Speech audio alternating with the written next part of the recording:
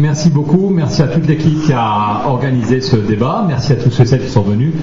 Je pense que si on est aussi nombreux, si on est plus nombreux que prévu, on sent tous que notre pays est d'un moment grave de son histoire et qu'il est fondamental, qu'il est urgent de montrer qu'il y a une alternative républicaine, qu'on peut encore croire à la justice sociale, qu'il y a plein de gens qui se résignent, qui pensent que le progrès social n'est plus possible. Et nous, si on est là ce soir, alors qu'il fait froid, qu'on aurait d'autres trucs à faire, on pourrait tous rester chez soi, c'est qu'on a envie de, malgré tous les échecs, malgré toutes les déceptions, on a envie de montrer que le progrès social, que la fraternité est possible. Et c'est pas pour rien si on vient ici à un beau monde, dans une ville où beaucoup de gens désespèrent et pensent que le FN est la solution. On veut montrer, au début on est 60, 80, la prochaine fois on sera encore plus nombreux, on reviendra pour convaincre les gens. Ils ont de bonnes raisons d'être en colère, mais il y a des solutions qui correspondent beaucoup mieux à nos valeurs, aux valeurs de la République, aux valeurs de fraternité que notre pays porte depuis longtemps. La façon de Nouvelle Donne, c'est de montrer que tout le monde peut comprendre les questions économiques. Parce que dans la plupart des partis, on vous explique que l'économie, c'est trop compliqué, vous ne pouvez pas comprendre, donc vous ne pouvez pas agir, et donc il vaut mieux laisser faire le marché, il vaut mieux laisser faire les grands chefs. Et nous, on est convaincus que tout le monde peut comprendre, donc on va, pendant un quart d'heure, 20 minutes, parler d'économie, on va vous dire les solutions que propose Nouvelle Donne contre le chômage, contre la précarité, on va essayer de comprendre qu'est-ce qui bloque, et puis on aura un débat tous ensemble pour voir comment est-ce qu'on fait bouger ce pays avant qu'il soit trop tard. Alors, si on est là si nombreux, c'est qu'on sent que là, il y a un petit ordinateur.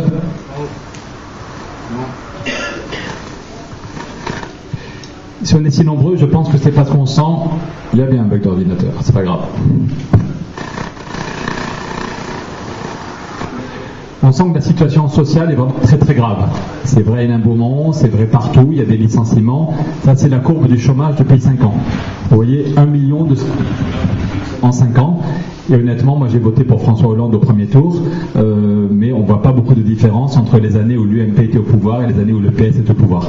Ça ne veut pas dire qu'ils sont la même chose, mais ça veut dire quand même qu'il y a un échec global de tous nos politiques depuis 40 ans, et que depuis 5 ans, on a du mal à faire la différence. Vous voyez, le drame, et on pourrait donner la parole ici, d'en avoir dans la salle qui sont au chômage, dans la précarité ou en fin de droit.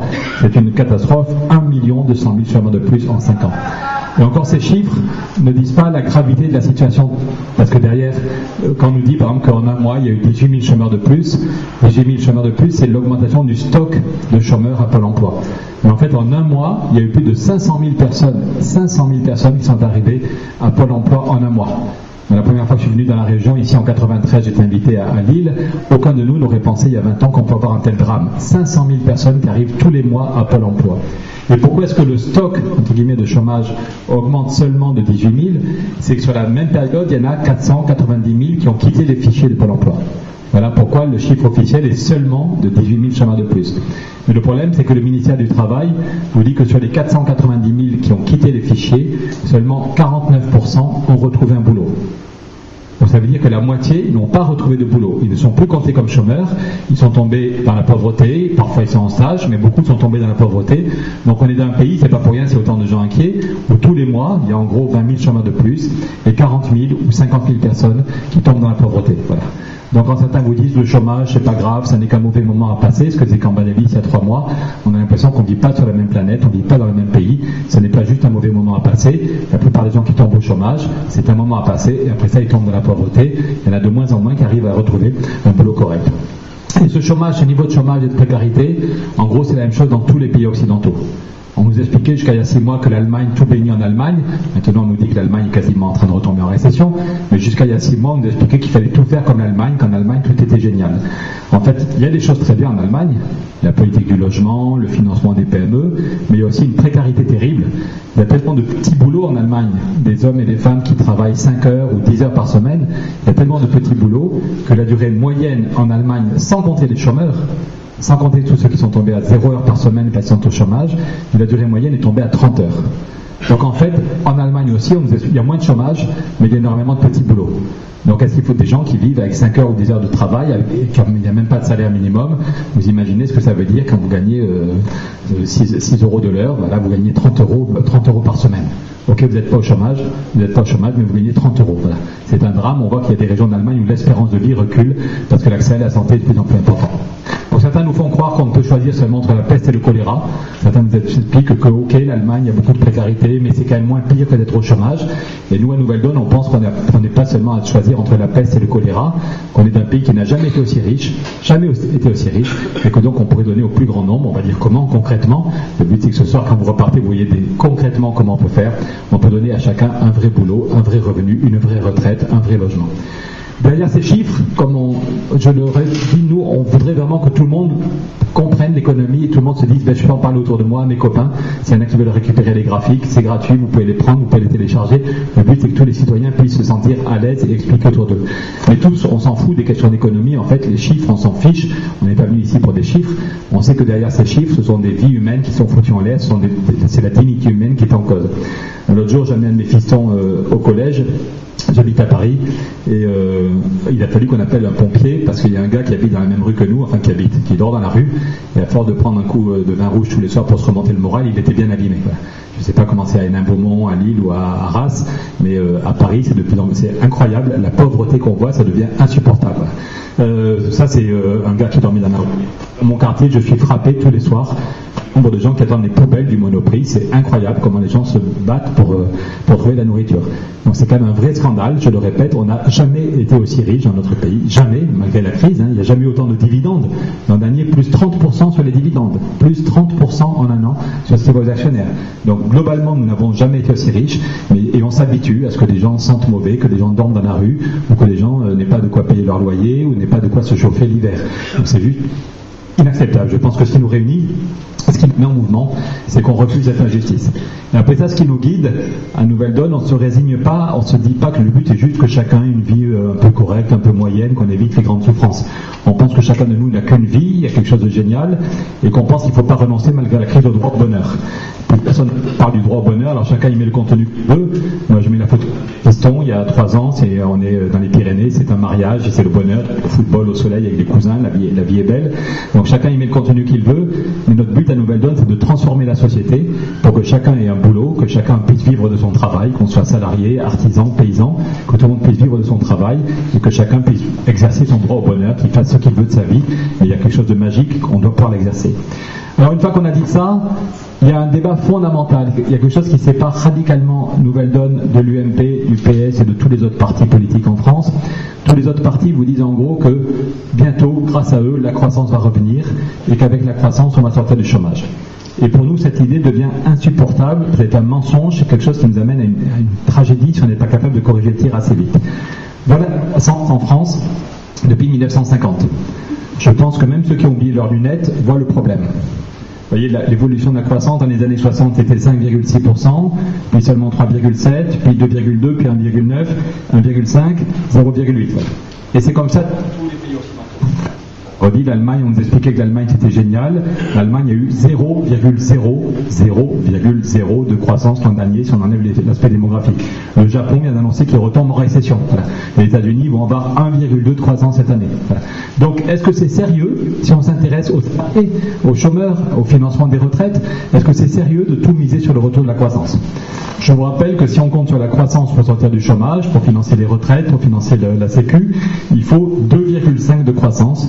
2,5% de croissance pendant plusieurs années de suite. Et bien, ça fait juste 35 ans qu'on ne les a pas eus. Donc, déjà avant la crise, c'était quand même se foutre de monde, c'était se moquer des chômeurs, très bien, dire que la croissance allait revenir. Et maintenant, c'est un cercle vicieux. C'est un cercle vicieux. Je vous ai dit, tous les mois, il y a 20 000 chômeurs de plus et 60 000 personnes, en gros, qui tombent dans la pauvreté. Donc tous les mois, en gros, il y a 80 000 personnes, 80 000 hommes et femmes qui morflent, qui tombent au chômage ou un cran plus bas. Comment voulez-vous que ces gens-là consomment plus? Comment voulez-vous, quand vous êtes au chômage avec 800 € par mois, quand vous êtes à la SAS avec 450 par mois, c'est rare que le banquier vous propose une ligne de crédit de 2000 €. Hein. Donc c'est un cercle vicieux. Plus on a un discours pseudo-optimiste, la croissance revient, plus en fait il y a des gens qui tombent dans le chômage, dans la pauvreté, et les PME ont moins de clients, les artisans ont moins de clients, donc en plus des PME qui font faillite, c'est un cercle vicieux. Donc miser sur la croissance, bon, c'est quand même l'UMP et le PS, miser tous, aussi bien François Hollande que Sarkozy, nous expliquer qu'on aurait 1,7 de croissance en 2013. Souvenez-vous, hein. Youp la boum, il suffisait qu'ils reviennent au pouvoir et avec eux la croissance revenait. Voilà. Donc pour nous c'est un point fondamental de dire qu'on se ment, de dire que la croissance revient. Une autre façon de montrer que la croissance n'est plus la solution, c'est un pays comme le Japon. Moi, quand j'étais étudiant en économie, c'était jusqu'en 87-88, on ne pouvait pas avoir la moyenne en économie si on n'expliquait pas que le Japon allait nous bouffer tout cru et que le Japon allait dominer l'économie mondiale. Quand j'étais à Sciences Po, il fallait forcément mettre ça, le Japon va dominer l'économie mondiale au XXIe siècle. En fait, c'était une énorme bulle, et depuis que la bulle n'a que 0,7 de croissance en moyenne. 0,7%. Le pays qui devait avoir la croissance la plus forte n'a que 0,7 en moyenne. Alors qu'ils ont tout fait pour relancer la croissance. Ils ont tout fait. Ils ont fait des plans de relance pharaoniques. Ils ont mis du béton, ils ont fait des plans de relance, des grands travaux, des aéroports, des autoroutes, avec un déficit de plus de 6% du PIB. Ils n'ont pas une banque centrale aussi compliquée que la nôtre, donc ils ont eu le droit de faire des déficits, 6% de déficit en moyenne chaque année. Ils ont fait la politique de recherche la plus ambitieuse. Ça, c'est très bien, honnêtement, c'est très bien. Ils ont mis de l'argent sur la recherche. C'est le pays qui dépose le plus de brevets. Et l'interface, les relations entre la recherche et les PME sont vraiment bien foutues. Ça, c'est très bien. C'est la politique monétaire la plus agressive. Mis les taux d'intérêt à pour que quelqu'un qui veut investir, construire une usine, acheter des machines, ce soit gratuit. Donc ils ont la politique, ils ont tout fait à donf, tout fait au maximum. Au maximum la politique de relance, au maximum la politique industrielle, au maximum la politique monétaire. Et en faisant tout au maximum, ils ont 0,7 de croissance depuis 20 ans. Voilà. Et encore 0,7 grâce aux exportations, parce que les États-Unis et l'Europe allaient bien acheter leurs produits. Mais maintenant, vous avez vu, avant-hier, le Premier ministre japonais dit qu'il ne sait plus quoi faire. Le Japon retombe en récession, alors qu'ils ont un déficit de 10% du PIB. Voilà. Et il y a un an, François Hollande nous disait François Hollande, il y a un an, était au Japon, il nous expliquait qu'il fallait faire tout comme le Japon. Dès qu'il y a une blague à dire, il en rate pas une. Voilà. Mais donc ça devient quand même miser sur le retour, désolé s'il y a des amis de François Hollande, mais ça devient quand même dramatique à ce niveau de bêtise ou d'incurie. Donc, miser sur le retour de la croissance, c'est juste stupide. Ce n'est pas possible. Il n'y a aucun personne sérieux qui dit que, le jour j'ai une étude qui expliquait que tous ceux qui disent que la croissance revient, c'est un optimisme de fatigue. Un optimisme de fatigue. On en a tous marre de la crise, ça fait 7 ans qu'on est en crise, on en a tous marre, on aimerait que le soleil revienne et que la crise soit finie. Mais juste, il ne suffit pas d'en avoir marre et d'être fatigué pour régler les problèmes. Donc c'est vraiment une paresse intellectuelle que de compter sur le retour de la croissance. Surtout que le plus probable, c'est qu'on ne va pas du tout vers une reprise de la croissance, mais plutôt vers une nouvelle crise. Il y a 4 ans, j'étais en débat avec Joseph Stiglitz, le prix Nobel d'économie, et juste avant, il y avait eu une fuite qui expliquait que la Société Générale prévenait ses meilleurs clients qu'on pouvait avoir bientôt un global collapse. Global collapse, ça veut dire un effondrement complet du système. Non pas 3 mois un peu difficiles. Et pourquoi est-ce qu'on risque d'avoir un effondrement complet du système? C'est parce qu'il y a au moins 2 bombes dans l'économie mondiale. La première bombe, c'est la dette américaine. Je pense que là aussi, même Net voit le problème. Vous voyez, c'est la courbe, c'est le niveau de la dette totale aux États-Unis. C'est pire qu'en 1929. Il faut de plus en plus de dettes, et ça ne marche pas. Même s'ils ont créé 1000 milliards, là en un an, ils ont créé 1000 milliards à partir de rien, la Banque centrale, pour maintenir encore un tout petit peu de croissance, encore monsieur le bourreau, encore aidez-nous à faire du déficit et des plans de relance. Et ça ne marche pas parce que le taux d'activité s'effondre. C'est très intéressant de voir le débat qui commence à venir aux États-Unis, où beaucoup de gens comprennent que le taux de chômage ne veut plus rien dire, parce que tous les mois, il y a 300 000 ou 400 000 Américains qui ne sont plus comptés comme chômeurs, parce qu'ils sont tombés dans les chômeurs découragés. Ils ne cherchent plus de boulot, ça, ils n'en trouveront pas. Même le patron de la Banque centrale dit le taux de chômage donne une image. C'est la réalité. Le bon indicateur du pays, c'est le taux d'activité. C'est-à-dire le nombre de gens qui ont un boulot, le nombre de gens entre 16 ans et 65 ans qui ont un boulot. Et vous voyez que le taux d'activité s'effondre. Vous voyez, il est tombé, il y a maintenant plus que 62,7, hein, ça c'était il y a un an. Vous voyez le taux d'activité aux États-Unis. Ceux qui vous disent que le chômage est stable, le chômage est stable, mais la pauvreté augmente de 300 000 ou 400 000 par mois. En fait, le taux d'activité s'effondre. Mais donc, compter sur la croissance, quand vous voyez la dette américaine qui a cette allure, n'importe quand ça peut de nouveau péter. Les banques américaines spéculent autant qu'en 2007 et 2008. Les marchés financiers sont encore plus hauts qu'en 2007-2008. N'importe quand, je ne sais pas si dans une semaine ou dans un an ou dans 2 ans, mais n'importe quand on peut avoir de nouveau une crise financière comme celle qui était née en 2008 aux États-Unis. De l'autre côté, une autre bombe, c'est la Chine. La Chine, c'est la plus grosse bulle immobilière qu'on a jamais vue. C'est pire qu'en Espagne. Vous vous souvenez peut-être, en 2008, il y a une énorme bulle qui a éclaté, mais je ne vais pas être trop technique, mais en Espagne, il ne faisait que 14% du PIB. En Chine, c'est bien pire. Vous voyez, dans le Figaro, l'autre jour, c'est la une du Figaro Économie, il y avait marqué « Un village chinois s'offre un hôtel plus grand que la Tour Eiffel ». C'est un village, enfin une petite ville, qui a fait un immeuble de 328 mètres de haut. Vous imaginez, c'est du délire. et en haut ils ont mis une statue d'un bœuf d'une tonne en or. Oui. L'IB disait ça en même temps, Babel et le pot d'or, c'est du délire. Donc partout en Chine, il y a des immeubles vides, et ils ont fait des villes artificielles qui sont complètement vides. Donc ok, ça donnait du boulot aux gens, mais on sait ce que ça donne, une bulle immobilière qui éclate. En Espagne, il y a encore 30% des gens qui sont au chômage. Voilà. Et quand ça pète, les banques ont des milliards et des milliards de pertes. Donc on peut avoir une crise financière qui vient des États-Unis, une crise financière qui vient de Chine. Il n'y a aucun espoir, soyons clairs, je finis là-dessus, il n'y a aucun espoir que la croissance revienne, et n'importe quand, on peut avoir de nouveau une crise financière. Donc tout le discours de l'UMP et du PS qui dit « vous inquiétez pas, encore 3 mois difficiles ou 6 mois difficiles, mais l'année prochaine ou plus tard en 2016, la croissance revient », c'est se foutre du monde. Au contraire, vous voyez, il y a 2 stratégies différentes. Ou bien on dit « c'est pas grave, c'est pas la peine de changer de modèle, la croissance va bientôt revenir et va régler tous les problèmes », ok. Ou bien on dit au contraire « on a un temps limité avant la prochaine crise ». Dans 3 mois ou dans 1 an, de nouveau, on peut avoir une énorme crise. Et s'il y a une énorme crise sur un pays qui est morcelé, où il y a autant de chômage, autant de précarité, où le peuple ne fait plus confiance à ses élites, le résultat de la prochaine crise peut être dramatique. Donc au lieu d'attendre en disant après la pluie le beau temps, il est urgent de ressouder le pays autour d'un projet qui marche, où on arrive petit à petit ou assez rapidement à faire reculer le chômage et à retisser la confiance entre les citoyens et leurs élites. Je vais finir dans la crise financière, la bulle immobilière commence à péter dans plusieurs endroits en Chine, c'est pas partout, c'est pas en appuyant sur un bouton, c'est pas dans toutes les régions le même jour, mais il y a plusieurs régions où le prix des logements commence à s'effondrer et où la bulle est en train de éclater. Mais on n'est pas les seuls à être pessimistes. Le chef économiste du FMI qui met sur son blog, il ne le dit pas officiellement, mais sur son blog, il dit il est fort possible que la situation soit pire que ce qu'on a connu en 2008. Ou Jean-Pierre Juillet, qui était le patron de l'AMF, qui dit nous sommes face au risque d'un effondrement de l'ensemble du système économique mondial. Ou le patron de la Banque centrale d'Angleterre qui dit la prochaine crise risque d'être plus grave que celle de 1930. Donc on trouve ça scandaleux si on a créé une nouvelle donne, et si on est déjà 11 000 adhérents aux 4 coins du pays, c'est qu'on pense qu'il faut réveiller le pays, au lieu de dire vous inquiétez pas, la croissance revient, dormez tranquille. Il faut dire la vérité sur la gravité de la situation et montrer qu'il y a d'autres solutions, nouvelles, alternatives qui sont crédibles. 2 derniers points de diagnostic avant de laisser la parole à Jean-Marie sur les solutions. Il y a la crise sociale, c'est l'urgence, c'est ce qu'il faut en l'air nos quartiers, mais on n'a pas le choix, ça nous tombe aussi dessus, il y a la crise climatique. Cette étude, elle vient de la NASA. Chaque point, c'est la température du globe décennie par décennie. Et vous voyez qu'il n'y a plus aucun doute sur le fait que le dérèglement climatique est en train d'accélérer. L'autre jour, il y avait des inondations catastrophiques en Allemagne, et 5 000 Allemands qui avaient les pieds dans l'eau. Il y a une semaine, c'était à Nice, on a des copains du village, il y a eu 3 morts à cause des inondations. Mon village des Pyrénées a été coupé du reste du monde, là, pendant 3 mois. Donc les grandes inondations, les grandes sécheresses, il y en a déjà. On dit que tous les événements climatiques extraordinaires, grandes inondations, grandes sécheresses, grands cyclones, ont déjà triplé depuis 30 ans.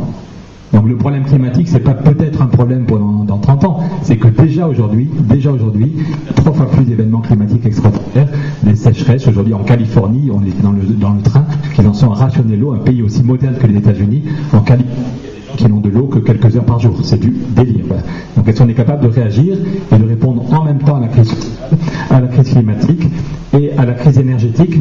Parce que même s'il n'y avait pas le problème climatique, qui est fondamental, on a devant nous une crise énergétique. Vous voyez, cette courbe, c'est chaque année les découvertes de pétrole qu'on fait, et ça, c'est la consommation. Vous voyez que depuis 20 ans, en gros, on découvre, chaque année, on découvre, même en faisant des forages loin dans l'océan, en prenant des risques humains, écologiques, mais on découvre de moins en moins de réserves de pétrole, et par contre, on consomme de plus en plus de pétrole. Donc il n'y a pas besoin d'être un prix Nobel pour comprendre qu'il y a un problème. Si vous consommez de plus en plus de pétrole et vous en découvrez de moins en moins, c'est pas étonnant si le prix du gaz, du pétrole augmente. Voilà. Et on est des milliers à le voir sur nos feuilles de chauffage, quand on fait le bilan à la fin de l'hiver. Les dépenses d'énergie, c'est facile à retenir. Il y a 3 fois plus d'événements climatiques extraordinaires qu'il y a 30 ans, et le prix de ce qu'on paye les uns et les autres, très concrètement pour nos transports et pour le chauffage, a triplé aussi en 30 ans. Voilà, est-ce qu'on est capable de prendre au sérieux les 2 questions? Pour chacun de nous, ça nous coûte 3 fois plus cher l'énergie, et il y a de plus en plus d'événements climatiques extraordinaires. Donc pour toutes ces raisons, si on a créé une nouvelle donne, c'est qu'on ne supporte plus cette inertie du pouvoir. On pense qu'il est encore possible d'agir. C'est Ken Rogoff, l'ancien chef économiste du FMI, qui a cette phrase très juste. Il dit, les systèmes tiennent souvent plus longtemps qu'on le pense, ça tient plus longtemps, mais ça peut s'effondrer beaucoup plus vite qu'on l'imagine.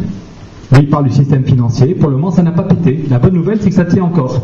Mais on ne sait pas si ça va péter dans 1 mois ou dans 1 an. On y parle du système financier, mais c'est vrai aussi pour le système social. On peut avoir tout d'un coup un mouvement d'exaspération. C'est vrai pour les questions climatiques. On est proche d'un point de non-retour. C'est vrai pour les questions démocratiques. On sent bien dans cette région comme ailleurs qu'il y a un ras-le-bol et qu'il y a une crise démocratique qui peut très bien, on peut arriver à un point de non-retour. Donc pour toutes ces raisons, on pense qu'on ne peut pas rester chacun dans son coin et qu'il faut se rassembler, que les citoyens doivent se rassembler pour réfléchir et pour mettre dans le débat d'autres propositions. Jean-Marie, je te laisse pour développer nos propositions.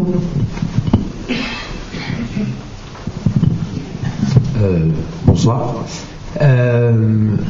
Justement, avant de commencer, à mon avis, vous faites le boulot le plus dur en politique de France, c'est-à-dire lancer un nouveau parti ici à Hénin-Beaumont et attaquer de pas loin, même si on a fait en un an avoir un parti avec 11 000 adhérents, c'est énorme, et des échos qui commencent comme ça à faire, mais vous faites sans doute un des boulots les plus durs, et du coup, il faut aller au contact des gens. Et des gens qui ont, pour certains qui seront militants, il y en a ici de tout parti, d'autres qui s'y intéressent à la politique et donc ils ont des convictions. Et donc vous êtes, au moment où on arrive, on est confronté à des messages qui nous préexistent, hein. Ils arrivent avant nous et ils sont déjà dans la tête. On n'est pas face à dans la plupart des cas, on n'est pas face à des têtes vides. On est face à des têtes pleines de mauvaises idées ou de vieilles solutions. Et donc le premier truc, c'est, moi j'ai envie que vous vous sentiez à l'aise quand vous discutez avec des gens ou quand vous allez tracter, parce que sinon ça marche pas. Il faut vraiment se dire qu'est-ce qui, dans ce qu'on entend, quand les autres vont tracter, qu'est-ce qu'ils disent de faux. Pierre l'a dit, d'une part le premier problème, c'est ce dont ils ne parlent pas. Ils font comme si d'énormes choses très très graves n'existaient pas. Ça, c'est leur premier énorme défaut. Un parti qui ne parle pas sérieusement du climat se fout de l'avenir de tous les enfants, y compris les siens. Donc déjà, arriver à ne pas parler de ça, c'est dire je suis un égoïste en présent et je viens de piquer vos voix. Parce que sinon, la vraie grosse question sur laquelle il faut se retrousser les manches, c'est le climat. C'est pas la seule. Ensuite, et Pierre l'a dit, ils vont vous dire si, nous on a une solution, c'est la croissance. Pierre explique pourquoi en fait c'est se foutre de la gueule du monde que de dire je vous la montre en attendant la croissance. Attendre la croissance, un politique il n'est pas là pour attendre. Donc attendre la croissance et dire je peux rien et je croise les doigts. Sauf qu'il croise les doigts et nous on a peur. Donc quand vous regardez le programme de Sarkozy, de Hollande, c'était assez frappant de voir à quel point c'était assez frappant de voir qu'ils avaient les mêmes prévisions de croissance. C'est-à-dire les trois, au bout de leur troisième quinquennat, ils étaient à 2,25. Donc soit ils sont tellement nuls, en fait, comment on fait prévoir 2,25 à ce moment-là? C'est pas possible. Donc soit c'est du mensonge pour dire en fait on va y arriver, mais on ne vous dit pas comment on va le faire, mais c'est totalement inscrit. Ils avaient exactement les deux, mais à la décimale près, les mêmes prévisions de croissance. Ça veut dire que c'est ancré dans leur tête. Pierre, en 2 minutes, je l'explique, non, en fait, on ne peut pas faire ça. Ok, on ne peut pas faire ça. Maintenant, on fait quoi? Alors, par exemple, on peut regarder les solutions qu'ils vous disent. Et quand vous parlez avec des gens en politique, il y a toujours un truc au bout de la phrase, c'est qu'il y a des pays qui font mieux que nous. Alors, généralement, c'est un argument qui n'est pas facile à recevoir. Mais regardez en Allemagne, ou regardez en Angleterre. Ben, ok, on va regarder. On a regardé, par exemple, un truc, c'est, effectivement, c'est des pays qui ont un taux de chômage plus faible que le nôtre. Donc c'est séduisant politiquement, quand on n'a pas d'idée, de dire comme on n'a pas d'idée, on va faire comme les Allemands. Plutôt la gauche en ce moment. Ou comme on n'a pas d'idée, on va faire comme les Anglais. Tout Sarkozy d'hier, et puis il change, en plus c'est l'Angleterre, en plus c'est l'Allemagne, très bien. Ces pays-là sont des tricheurs. Leurs statistiques sont vraies. Quand on dit que l'Allemagne a 5-6% de chômage et que l'Angleterre a 6-7% de chômage, c'est moins que nous. Mais on a fait une étude à Nouvelle-Zélande, on a regardé un petit peu ce qui se passait. Et même avant la crise, c'est-à-dire avant que les économies prennent des gros chocs, on a regardé tous les pays qui avaient moins de 6% de chômage. On en rêverait d'avoir en France moins de 6% de chômage, et tous les partis pourraient le proposer, le faire rêver. Ils y sont arrivés pour 2 raisons. La première, c'est qu'ils avaient tous, sans aucune exception, 25% de temps partiel. Ils ne le disent pas ça. Ils ont tous 25% de temps partiel. Ensuite, est-ce que c'est des petits ou des gros temps partiels? C'est des petits temps partiels. C'est des temps partiels inférieurs à un mi-temps. On peut faire un temps partiel de 32 heures ou un temps partiel de 18 heures. Et bien en l'occurrence, ils faisaient des temps partiels de 18 heures. Statistique officielle, c'est à la disposition de tous les partis qui voudraient regarder sérieusement la question. Donc c'est le modèle dont on nous parle, on dit il faut faire comme eux, il faut faire comme eux. Qu'est-ce qu'ils ont fait eux? Ils ont mis une personne sur 4 à mi-temps. Voilà le modèle de l'Angleterre et de l'Allemagne, et de quelques autres, c'était pas les seuls, c'est de mettre une personne sur 4 à mi-temps. Une personne sur 4 habitants, ça veut dire qu'il y a une personne sur 4 qui a un demi-salaire, pour être très clair. Donc qui consomme comme avec un demi-salaire et donc qui vit mal. Quand c'est un foyer, quand c'est un couple, c'est au mieux 1,5 salaire. C'est pas possible. Le pays d'Europe qui avait 3% de chômage avant la crise, 3% de chômage, mais on signe tous pour 3% de chômage, c'était les Pays-Bas. Les Pays-Bas aujourd'hui ils ont 50% de temps partiel. 50% de temps partiel. Alors évidemment, le petit truc du taux de chômage, il est plus bas que nous, mais le sous-emploi c'est le même. Ils n'ont pas plus d'heures de travail distribuées. Sauf qu'en fait, si on les imite, sous prétexte qu'ils réussissent, on se dit qu'il faut faire comme eux, en fait. Ben non. Donc, les propositions des autres partis, elles ont ça d'incroyable, qu'elles ont déjà été faites dans ces pays-là. C'est quand on vous dit, il faut miser comme l'Allemagne, à fond pour la compétitivité, baisser les salaires, tout serrer dans le social, etc., les fameuses réformes Hartz IV. Ils l'ont fait. Est-ce qu'ils ont plus de boulot? Non. Ils ont une personne sur 4 qui est à mi-temps. Ils n'ont pas plus de boulot que ça à distribuer. En Angleterre, ils ont fait voler en éclats le droit du travail. Il y a des partis en France, de droite et maintenant au pouvoir plutôt de gauche, qui essayent comme ça, par à coup, de faire voler le droit du travail. Mais il existe le droit du travail anglais. Et ils n'ont pas plus de temps plein que nous. Ils n'arrivent pas à distribuer plus d'heures de travail que nous. Donc en fait, en ayant foutu en l'air le code du travail en Angleterre, en ayant saccagé le modèle social en Allemagne, comme ça, chaque fois avec le moins de 10 ans, s'ils n'arrivent pas à donner plus de boulot, ça veut dire que le problème, il n'est pas là. Ils ont essayé, parce qu'en fait, les partis français proposent de faire ce qu'eux ont déjà fait. Donc l'avantage, c'est qu'on a vu ce que ça donnait. On pourrait dire, ben, chapeau, en fait, il y a 4 personnes sur 5 qui est à temps plein, tout va bien. Ben non, tout va pas bien, on les a les chiffres. Donc, est-ce qu'il faut vraiment qu'on passe par la case de ceux qui ont échoué pour se rendre compte aussi que ça ne marche pas? Évidemment, on va peut-être essayer de faire autrement. Et quel est le truc qu'ils ne comprennent pas? Le truc qu'ils ne comprennent pas, c'est pourquoi il y a du chômage. Il y a du chômage en fait, parce qu'on s'est tous mangé dans la figure les logiciels, les ordinateurs, les robots, etc. Quand on ferme une usine, globalement, on ne met pas des Chinois dedans. Et la majorité des boulots qui partent, qui sont fermés, ils ne sont pas fermés pour partir en Chine. Ils le disent, les économistes qui se sont penchés sur la question, ils disent que c'est 15 ou 20% du problème, les fermetures d'usines, à cause des délocalisations. Alors il faut s'attaquer à ces 15 ou 20% du problème. Il faut aussi s'attaquer aux 80% parce que c'est la majorité. Et ces 80%-là, ils n'en parlent pas.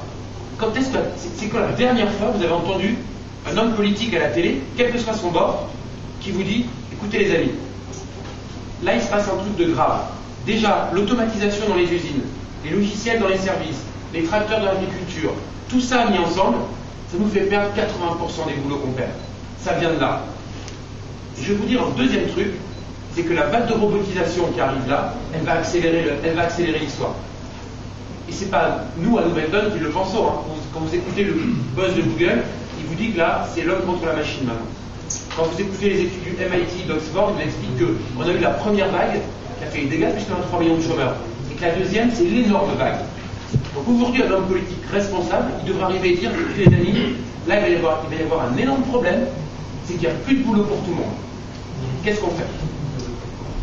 Et c'est pas une histoire de couleur politique, hein. Les robots, c'est pas des robots qui votent à droite, c'est des robots qui votent à gauche. C'est comme ça, il y a un mouvement technologique.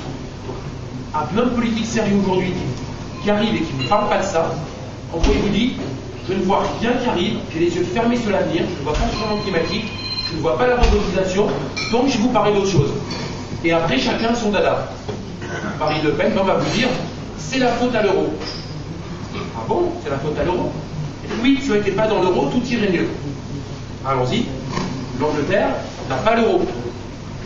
L'Angleterre, on peut s'y comparer, c'est un pays de taille comparable, qui a un niveau de développement comparable, donc c'est pas un artifice de se comparer à l'Angleterre, c'est un voisin et concurrent sérieux. Marine Le Pen vous dit, si on n'avait pas l'euro, et on avait une banque centrale indépendante, ça serait réglé. Une grosse partie serait réglée. Alors, pourquoi? Parce que le raisonnement est de dire on serait libre de dévaluer, de faire ce qu'on veut, et donc d'exporter, etc. Donc la Banque d'Angleterre est libre de faire ce qu'elle veut. Elle peut, si elle veut, dévaluer la livre. Elle l'a fait. Sauf qu'en fait, nous, on a un déficit commercial d'à peu près 3% du PIB, et l'Angleterre de 6%. Donc le modèle qui a plus l'euro, qu'il n'a jamais eu, il existe, il est à côté de nous. Il a la même force économique. Et pourquoi est-ce que sans l'euro, ils ont 2 fois plus de déficit commercial que nous? Parce que c'est pas le problème, la vérité. La vérité, c'est que c'est pas le problème de fond. Je ne dis pas qu'il y a certains moments l'euro n'est pas surélevé, là tant mieux, plutôt il baisse. Oui, c'est un petit problème. Quand vous écoutez un chef d'entreprise, le niveau, quand on est dans l'industrie, le niveau du prix de l'acier ou dans l'agroalimentaire, le niveau du prix du blé, ça joue parfois plus que le niveau de l'euro. Donc oui, ne partons pas dans des niveaux d'euros différents, mais si c'était la solution, l'Angleterre devrait juste nous exploser. Elle devrait nous exploser par sa liberté monétaire. Et donc il y a quelqu'un qui vous dit sur un marché ou de n'importe où dans une discussion, mais il faut sortir de l'euro, vous dites mais donc on fait comme l'Angleterre, qui a 2 fois plus de déficit commercial que nous. Ah non, ça ne tient pas la route, c'est pas ça le cœur du problème. Et chacun a un fameux cœur du problème comme ça. On n'est pas assez compétitif. Donc il faudrait dans l'idéal baisser les salaires. Plusieurs propositions politiques pour baisser les salaires. On fait sauter le SMIC, il y en a plein, chacun ses petites méthodes, etc. Mais en Allemagne, ils le font comme ça de faire sauter les salaires.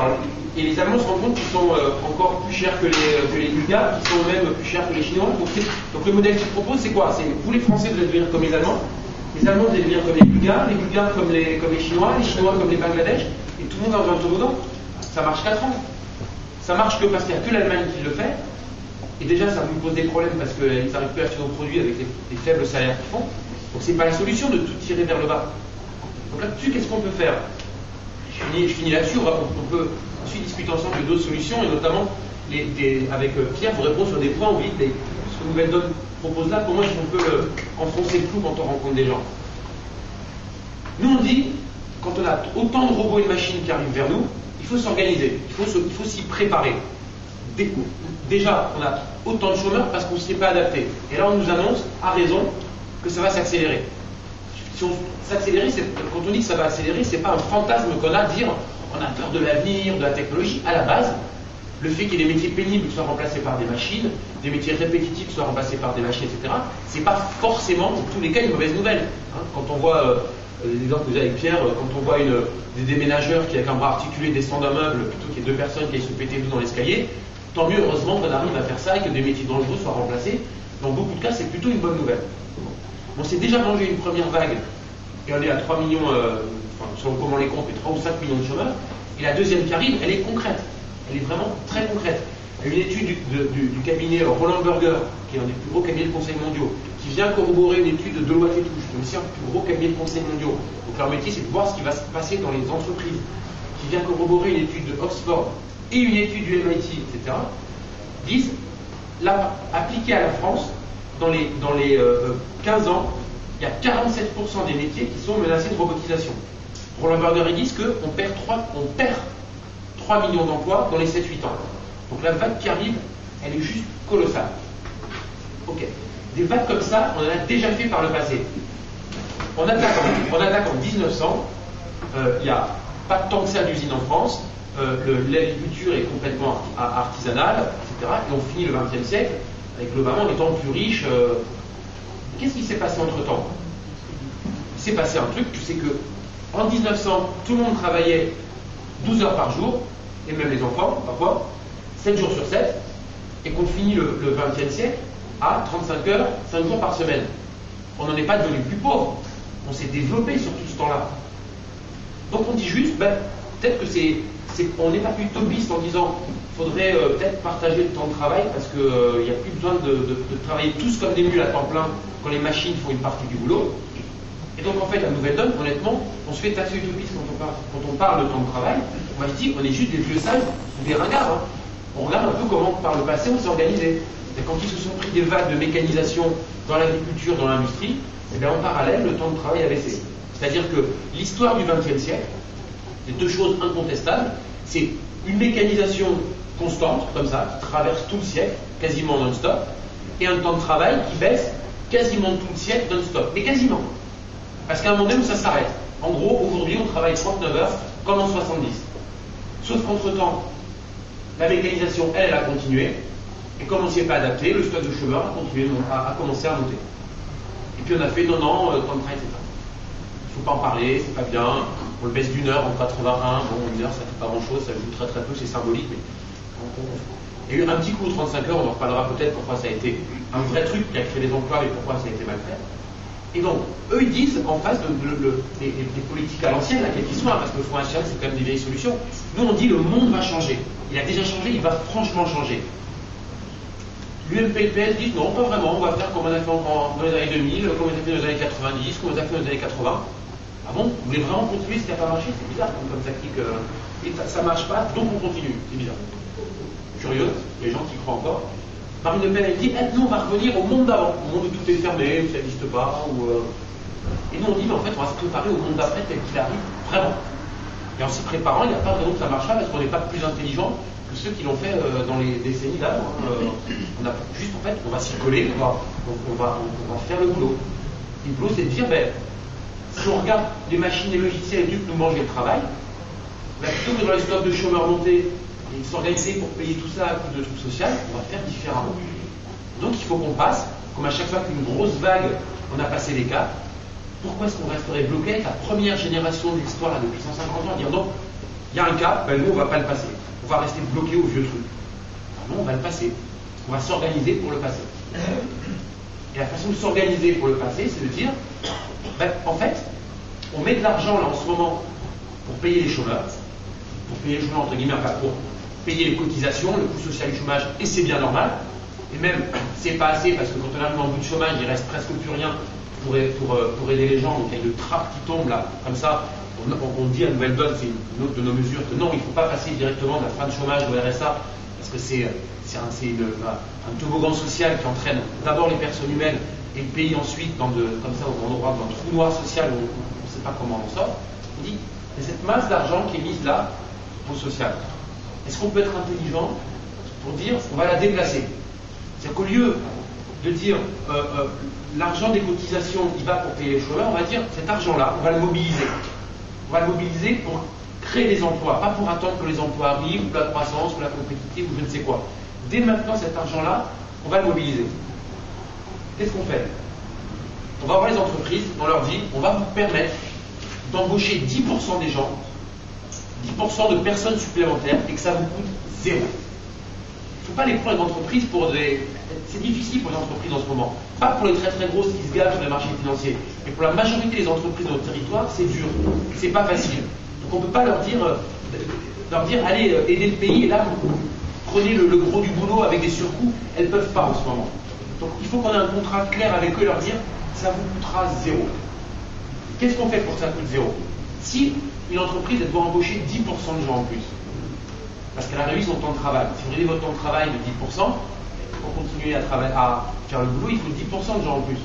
Généralement, ça vous coûte 10%. On dit non, ça ne doit pas coûter 10% d'embaucher des gens. Et bien, on lui dit à cette entreprise, on va t'enlever suffisamment de charges pour que ça te coûte zéro.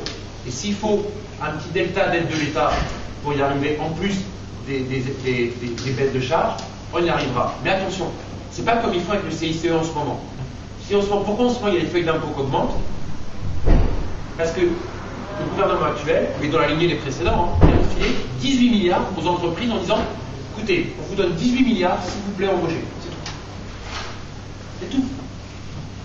Elles n'ont aucune autre contrepartie à donner.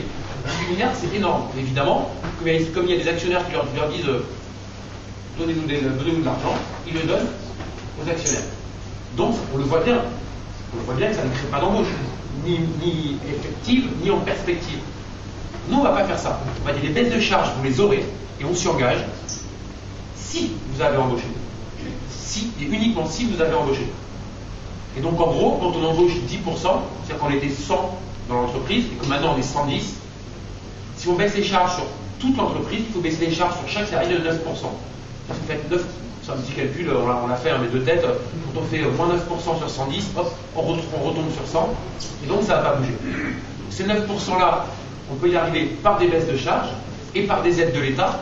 Pourquoi? Parce que le coût social du chômage, c'est pas simplement ce qu'on donne tous les mois aux chômeurs en prestations sociales. C'est, et heureusement que ça existe, c'est les réductions sur les transports, c'est le coût de la formation, c'est le coût de l'accompagnement, etc. Donc le chômage ne coûte pas tous les mois uniquement l'ensemble de ce qui est versé aux chômeurs. Ça a un coût énorme. Les gens commencent à moins bien soigner, donc ensuite quand vraiment il faut y aller parce qu'il n'y a plus le choix, les maladies sont plus graves et donc elles coûtent plus cher. Donc le coût social du chômage, il est important. Donc, cet argent-là, on dit, dès maintenant, on le mobilise pour que ça coûte zéro d'entreprise. Et là, on peut y aller. Oui. Excusez-moi, je vous arrête dans votre démonstration, même si elle n'est pas totalement terminée. Mais faites-le, hein, c'est le but. Où je comprends mal, excusez-moi, où je suis en train de me dire que M. Gattaz, patron des patrons, quelque part, il demande un petit peu, traduit autrement, ce que vous êtes en train de proposer, à savoir, excusez-moi, les emplois aidés que l'on propose actuellement dans les services publics ou dans le monde associatif. Il dit faites-nous faire bénéficier de cela au lieu de verser le chômage, etc. Et vous verrez, on va développer des emplois, forcément à zéro euro, ou presque, et on va développer. Moi, s'il n'y a pas de précision par rapport à ça. Alors, pour lever toute ambiguïté, vous avez raison, parce que c'est très loin de Gattaz, c'est qu'en fait. Je me doute. Bien sûr, c'est qu'en fait, nous, ça passe par une baisse du temps de travail. C'est-à-dire que l'entreprise aujourd'hui, si vous allez la voir, vous dites, ben, en fait, on va baisser le temps de travail de 10 ou 12%, il faut qu'elle réponde son carnet de commande, mais comme avant. Elle ne peut pas le faire avec 10 ou 12% de travail en moins. Et donc, elle est, entre guillemets, pour faire ça, elle est obligée d'embaucher. Donc, oui, le fait de baisser le temps de travail, entre guillemets, oblige l'entreprise à embaucher. Oui, vous allez être entreprise obligée d'embaucher, mais ça vous coûtera zéro. Et lui, justement, il dit, non, mais nous, ça va être plus sur les nouveaux, en fait, on baisse les charges. Ça n'a rien à voir. Ça n'a vraiment rien à voir. Et c'est pour ça que dans la loi Robien, sur laquelle Pierre t'avait totalement inspiré, bossé, etc., le niveau d'embauche, il était réel. Et dans la loi Aubry 1, celle qui malheureusement s'est appliquée aux moins d'entreprises, là aussi, pour bénéficier des baisses de charges, il fallait embaucher, c'était obligatoire, et on embauchait pour de vrai. Et dans la loi Aubry 2 qui est passée, ils ont fait sauter l'obligation d'embaucher, donc du coup il n'y en a pas eu. Et Gattaz, il rejoue le même coup, c'est donnez-nous des baisses de charges, donc on verra ce qui va se passer. Là c'est le CICE, et effectivement ça ne marche pas. Alors que si demain dans toutes les entreprises on dit il va falloir produire la même chose avec 10% de leur moins, non, là il faut embaucher. Ok, vous embaucherez, mais ça vous coûtera zéro. C'est la grosse différence, vous avez raison de le faire préciser. Il y a des gens qui veulent remporter le temps de travail. Ils veulent remporter le temps de travail. Oui, ils veulent remporter le temps de travail, bien sûr, si on veut faire aussi les gens 48 heures. Dans la même logique, j'ai bien compris. Attention, parce que par contre, ce que je ne comprends pas, pour l'équipe d'entreprise, comment ça va se passer? Parce qu'en fait, il y a 10 000 temps de travail pour l'équipe d'entreprise. L'équipe d'entreprise, il y a 1000 personnes. 10 000 temps de travail de 10%, il faut qu'il embauche quelqu'un en plus. Ça ne colle pas, en fait. Là, il y a un problème. C'est-à-dire que les charges pour lui vont augmenter, puisqu'il a embauché quelqu'un en plus. Mais en fait, parce que les petites entreprises, moi, quand il y a plus de 9 salariés, ça va marcher. Moins de 9, ça ne marchera pas. On a déjà des exemples. Il y a déjà 400 entreprises qui sont passées à la semaine de 4 jours, parce que le bilan qu'on fait, et après ça, on va parler aussi de nos idées sur le logement, sur le financement des PME, sur les questions d'énergie ou autre. Mais sur la question du temps de travail, qui est très importante, comme a dit Jean-Marie, on a, grâce à la loi d'Européen, il y a déjà 400 entreprises qui ont innové. Donc aussi bien Fleury-Michon, même Innova, des grandes entreprises comme la Massif. Quand vous mangez du jambon Fleury-Michon, l'usine travaille 6 jours par semaine. Mais tous les salariés sont passés à 4 jours, pendant je finis. Et ils ont embauché 130 personnes en arrêtant de payer les cotisations chômage. Mais on a aussi des exemples, on est en train de faire des vidéos d'une entreprise avec 3 salariés ou avec 4 salariés et qui se dit on va créer un emploi. Chacun travaille un jour de moins. C'est pour ça qu'il faut qu'il y ait une réduction forte du temps de travail. Si on fait 2 heures de moins, on ne va pas embaucher des gens. Par contre, si chaque salarié travaille un jour de moins, on se réorganise. Parfois, il faut un plan de formation. Mais je peux vous donner des noms. Le problème, c'est qu'il y a quand même un nombre minimum de salariés. Ce que je veux dire, c'est que c'est pas tout ce qu'on peut faire. Quand on est passé de 6 jours à 5, petit à petit, il ne s'agit pas de dire qu'on le fait tous le même jour. Mais c'est ce que des Jean-Marie. En un siècle, on est passé de. Pardon, je finis, après ça, je vous redonne la parole. On est passé de 7 jours à 6, on est passé de 6 jours à 5. Et en gros, ça fait la plupart des grandes entreprises d'abord, puis les petites, puis les artisans, puis après ça, les professions libérales. Ça se fait pas, on sait très bien qu'il n'y a pas de formation et tout le monde ne va pas le faire au même moment. Mais ce qu'il faut, c'est donner un cap. Est-ce qu'on va travailler chacun plus? Dans ce cas, la productivité va amener un chômage encore plus grave. Ou est-ce qu'on est capable de reprendre un mouvement historique avec un financement intelligent? Et donc, ce qu'on dit, c'est que, je vais essayer de le montrer, c'est que quand l'entreprise, c'est pas grave, quand l'entreprise passe à la semaine de. Vous voyez, je reviens sur le temps de travail juste après. Mais pour vous montrer une des idées qu'on pourra développer dans le débat si vous voulez, c'est quelle politique du logement. Comment aussi créer de l'activité. En même temps, il faut partager autrement le temps de travail et aussi créer de l'activité utile. On est le pays d'Europe où les loyers sont les plus chers. quand on met le niveau des loyers à Arras, à Lille, à Roubaix ou ailleurs, on est 30% plus cher que les autres. Si on avait le même niveau de loyer qu'en Allemagne, c'est très concret, on fait tous 280 € d'économie chaque mois pour une famille ou quelqu'un qui vit dans 70 mètres carrés. On fait tous 280 € d'économie sur nos loyers tous les mois. Voilà. Donc on montre comment la France, pour avoir une belle politique du logement, construire, parce qu'il manque 800 000 logements en ce moment, et que comment le faire sans augmenter la dette, sans augmenter l'impôt. On est allé voir aux Pays-Bas. Les Pays-Bas, c'est un petit pays par rapport à nous, mais ils ont construit 1 million de logements. Ils ont construit 1 million de logements en utilisant l'argent du Fonds de réserve des retraites. Le Fonds de réserve des retraites, c'est une grosse cagnotte qui va servir à partir de 2020-2025, dont les intérêts vont servir. Et ils se sont dit, au lieu de mettre le fonds de réserve sur les marchés financiers, qui est casse-gueule et qui n'a aucun intérêt social, on va le mettre pour construire des logements. Donc le fonds de réserve, ils ont dit, c'est pour des coopératives qui vont créer. Ici, c'est du logement étudiant, ici, c'est du logement intermédiaire, ici, du logement social, ici, du mix, ici, des seniors. Voilà, ils ont construit 1 million de logements. Et nous, ce qu'on dit, c'est qu'en France, le fonds de réserve des retraites, il doit être aussi mis sur la politique du logement. Actuellement, en France, il y a 37 milliards dans le fonds de réserve, et c'est BNP Paribas et Barclays qui le gèrent sur les marchés financiers. Aux Pays-Bas, il a été mis sur du logement. Il y a 1 million de gens qui ont un logement grâce à ça. Donc, tous les mois, il y a 1 million de gens qui envoient leur chèque de loyer. Et c'est rentable, ça crache du 2,5 de rentabilité tous les mois. Tandis qu'en France, le fonds de réserve, il est géré par des banques, et il crache que du 1,7 de rentabilité. Et depuis 2 mois, il a perdu 5% de sa valeur. Donc ça, c'est très concret. On peut créer 200 000 emplois en France, et ici, à Hénin-Beaumont comme ailleurs, on peut construire, on pourrait mieux isoler les bâtiments, quand on met toute l'énergie qui part par les fenêtres, tout le chauffage qu'on dépense. On pourra avoir un vrai paquet, mettre de l'argent sur les créations, sur la construction de logements et sur les économies d'énergie. Sur la question du temps de travail, voilà la courbe dont parlait Jean-Marie, la courbe de la productivité. Vous voyez, depuis qu'on a mis les robots et l'ordinateur, vous voyez l'évolution.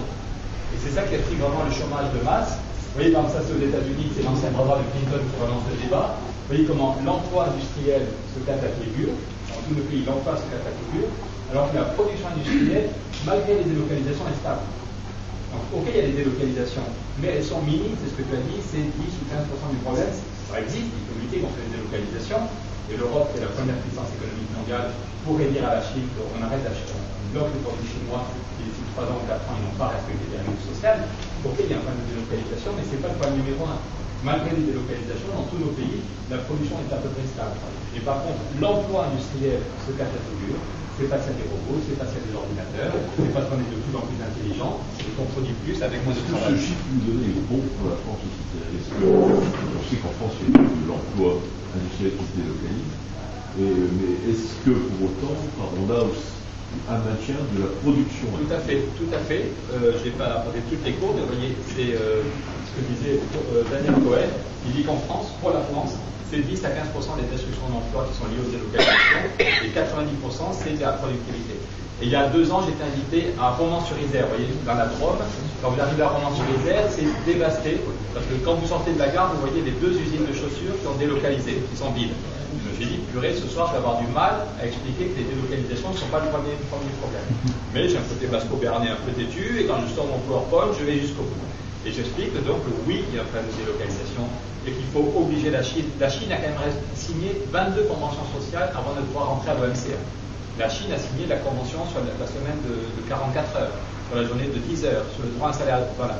La Chine a signé 22 conventions sociales, et depuis qu'elle est rentrée à l'OMC, elle n'en respecte aucune, et tout le monde s'en fout. L'OMC regarde ailleurs. Et donc l'Europe, qui est le premier client de la Chine, pourrait dire, vous avez 3 ans, on sait que vous êtes sur une poudrière, on ne veut pas aller au flash tout de suite, mais l'Europe dit, dans 3 ans, on arrête d'importer les produits chinois ou bien on les taxe quand ils arrivent en Europe. Si vous ne respectez pas, la semaine de 44 heures, le droit à un salaire décent, le droit à un logement décent. Mais malgré les délocalisations, je reviens à la Drôme, où donc j'avais devant moi 300 citoyens, et le maire de Romans-sur-Isère, il dit, Monsieur la route rouge, je suis tout à fait d'accord avec vous. Pourtant, à Romans-sur-Isère, on a morflé, on a eu 2 usines qui ont délocalisé. Il dit, ce sont des voyous. Les actionnaires avaient promis de garder l'emploi, en fait ils voulaient juste racheter la marque, ils n'ont plus les salariés, vous avez connu un peu le même problème par ici, ils nous ont menti pour voilà. Mais en même temps, ils disaient la République ce n'est pas surfer sur la peur des gens. La République c'est parler à l'intelligence et à la conscience des gens, et donc il disait, vous avez une cour pour les États-Unis ou pour la France, mais il disait, j'ai fait le calcul sur Romans-sur-Isère, ok il y a des boîtes qui ont délocalisé, mais aussi des entreprises qui produisent plus, pour l'Europe ou pour les exportations.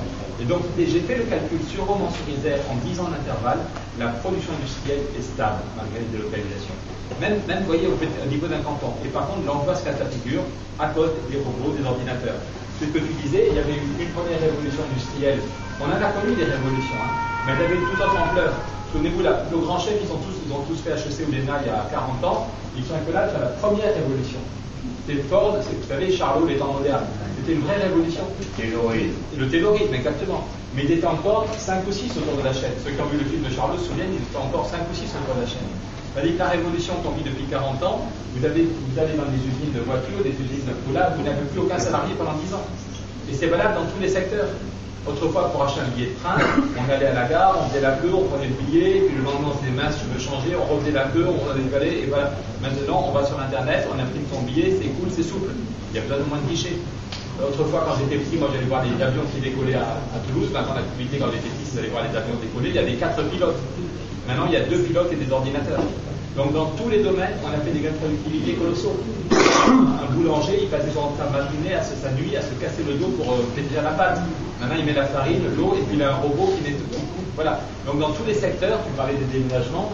Autrefois, pour faire un déménagement, il fallait 5 mecs costauds avec des cartons, et maintenant, vous avez des chaînes qui montent et qui descendent. Donc, on a fait une révolution considérable, et au lieu de profiter à tout le monde, ça débouche, ce que je disais, sur un partage du travail qui est stupide. Aujourd'hui, on nous dit que la France est passée à 35 heures, mais la durée réelle en France est 39,5 heures. L'INSEE dit qu'en France, quelqu'un qui a un temps plein travaille 39,5 heures, et de l'autre côté, il y a des millions de chômeurs qui font 0 heure par semaine. Et les seuls qui profitent de ça, c'est les actionnaires. Parce que quand vous avez des millions de chômeurs qui sont à 0 heure par semaine, les salariés ont la trouille, et la négociation, c'est si tu n'es pas content, tu peux aller voir ailleurs. Je le redis, l'an dernier, la croissance en France est 0,0. La croissance du gâteau, c'est 0,0. Mais les dividendes, c'est plus 30%. Voilà. Les retraites, ça va être moins 2. La plupart des retraités vont perdre moins 2% de pouvoir d'achat. L'investissement, ce que tu as dit, on fait des milliards de coûts. Il y aura 3 milliards d'économies dans les collectivités, donc il y aura moins de boulot pour les PME. Donc, vous voyez, on devrait faire un graphique là-dessus. Le gâteau, plus 0,0. Mais plus 30 pour les dividendes, et la moitié des retraités qui vont perdre du pouvoir d'achat, on rembourse moins les médicaments, et on a moins d'argent pour les collectivités ou pour le CNRS. On a divisé par 2 les recrutements du CNRS. Donc nous, ce qu'on va à Nouvelle-Zélande, c'est montrer qu'il y a un autre équilibre qui est possible. Je finis en répondant sur la question du temps de travail. Je vous dis, il y a déjà plus de 400 entreprises qui sont passées à la semaine de 4 jours, aussi bien des grandes, la Minova, quand vous mangez un yaourt la Minova, ils sont tous passés à 4 jours. L'usine travaille 6 jours par semaine, ils font du yaourt 6 jours par semaine, mais chaque salarié est passé à 4 jours. Mais c'est vrai aussi de petites, les deux de Gascogne, ils ont 15 salariés, ou dans mon coin du Béarn, c'est une entreprise d'insémination porcine, il y avait 4 salariés, ils en ont créé un emploi. Il y a une petite